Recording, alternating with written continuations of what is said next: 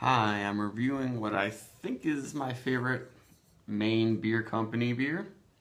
And the first one I've done a video review for. It is just called Another One. And this is their second regular IPA they make after lunch. And it's very, very pale. It's the same, basically the same hops and everything as their beer Wheeze. But that one's like kind of a black IPA. It's dark. And when I've had this one, I've enjoyed it quite a bit, but I haven't had it for probably about a year. And this bottle is super fresh. It was bottled 10 days ago. It's 7% alcohol, and they use a good mixture of new and old hops. It has Cascade, Warrior, Citra, and Simcoe. And I think just a little bit of like red wheat and carapils in addition to pale malt. And I think I like this one because it's really dry and pale, and the hops come out pretty well, and I'm kind of stirring it up because unlike a lot of other popular New England IPAs, Maine Beer is never super hazy, juicy, murky looking. There's always just a thin amount of sediment, and this one I noticed it seemed like there's a little bit more than normal, so I thought I'd kind of rouse it a little bit to get it in there. So I just didn't get all in the last pour. And I really enjoyed this when I've had it on tap. I don't know if I've had it from the bottle, and it finally showed up around here. So I couldn't resist, especially because it was so fresh.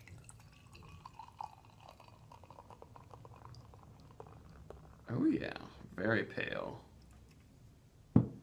And yeah, I think it got, this definitely looks hazier than a lot of beers I've had from Maine Beer Company in the past, and definitely hazier than when I had this on tap. But when you have it on tap, you might just get the top of the keg, or you might get a part of the keg when everything's settled to the bottom.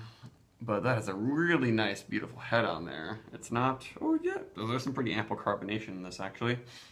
And the head is soapy. But it's also got some thick, dense, fine bubbles in there too. You can't see it perfectly, but that looks really nice. And that's a big mixture of sweet candied citrus and sweet Smarties and tropical fruit. And a slight kind of berry flavor too from the Simcoe. And a very light crisp grassiness, probably from the Cascade in particular. That's really nice. It smells not quite as peachy, stone fruity, juicy as, Trillium Treehouse style. Because I think the yeast they use at Maine Beer is not quite as strong. So I'm really just probably getting mostly the hop aromas in this. And it smells really great, and this head is looking really nice. It's getting, foamy. It almost looks like it's some Belgian beer that's in bottle condition with Brettanomyces or something like that. It's a beautiful looking head that you don't sometimes you see with IPAs, but not all the time. And the carbonation seems like it's died down. It's not insanely carved, like over carved. But I like that it's got all these sweet flavors, but of course it still smells like it's going to be dry and refreshing. Oh yeah, that's a quick sweet spiciness. There's some sweet malt that lingers, yeah.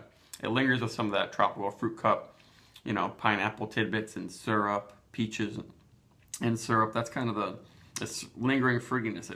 You get a zap of some peppery citrus, and then there's the syrupiness, and now in the finish, interesting. It gets peppery again, and with a sort of a lemon zest finish. That's cool. It's not like a explosion of wild, crazy hop flavors, but it's definitely got a lot of different things happening. It's complex. It's a layered experience, as you might say. And it's really light on the tongue, even though there is a little bit of sweetness in the finish, but light, almost fluffy, and you can see the lacing on there is pretty nice. And yeah, the aroma isn't gigantic. It might not even be as big as like the stone beer I just had, but the flavors and the feel on the tongue, it's a lot softer. Yeah, it's much more. It's still a New England IPA, I would say, even though it doesn't use the really intense expressive yeast strains, and it's not like ridiculously hazy. It still is similar to a lot. It probably looks a little bit more like Alchemist beers than most, but Alchemist beers, I feel like they have this biscuity, yeasty note that I don't think I'm getting in this beer. And the yeast is just, I don't know, helping to bring out the citrusy quality of the hops and fermenting the malt in a way that makes it kind of a blank slate of candy Smarties flavors, but it's not adding a whole bunch of stone fruit, peach, coconutty sort of things like some other New England IPA brewers' yeasts. I like that a lot. And the 7% isn't very noticeable. Just enough bitterness to deal with that sweet candyish malt. And it's got, yeah, tropical fruity flavors, and enough to make someone who's really into that, passion fruit, citrus thing happy.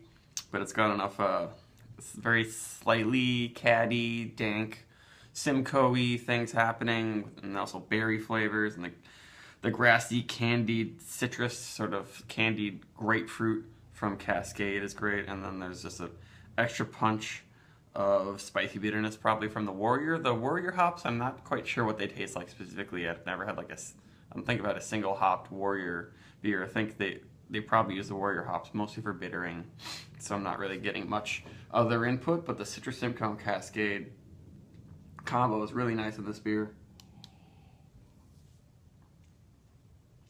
And it's light body, but it's not watery like some people like to say. It's still got a really well made or well added carbonation to it, but I feel like gives it more of a flavor, more of a texture. I don't know. I used to think that they bottle condition these, but I don't think they do. I think they just really know what they're doing for producing these beers, and also they've stuck with these half-liter bottles in really small batches and small amounts for so long. They've got this down perfectly, and I don't know if they'll ever switch to cans. And I feel like if they did, it might be hard to do it in the exact same way. But this is a very good beer. I'd give this one 85, at least 87. I would buy this probably more often if I saw it more often, and also for a little bit cheaper. It's not astronomical, but there are just so many breweries switching from the bigger bottles to 4-pack tall boy cans that I just can't. I can't go for the Maine Beer all the time. But if you find a really fresh bottle of any of their beers, especially another one, if you like the newer wave of paler, juicier IPAs, another one is probably the one you'd want to go with. Lunch is a little bit more old-fashioned. And of course there's dinner, which I had a taste of dinner once, but that was like a couple months old bottle, so please don't buy dinner and hoard it. Please drink it, share it with people, or just don't buy more than you're going to drink. As with all beers people line up for. So yeah, like 87, even higher maybe for another one. I really like this one. There's absolutely nothing wrong, nothing unpleasant with it. All the flavors are just banging. So how about 90, whatever. Bye.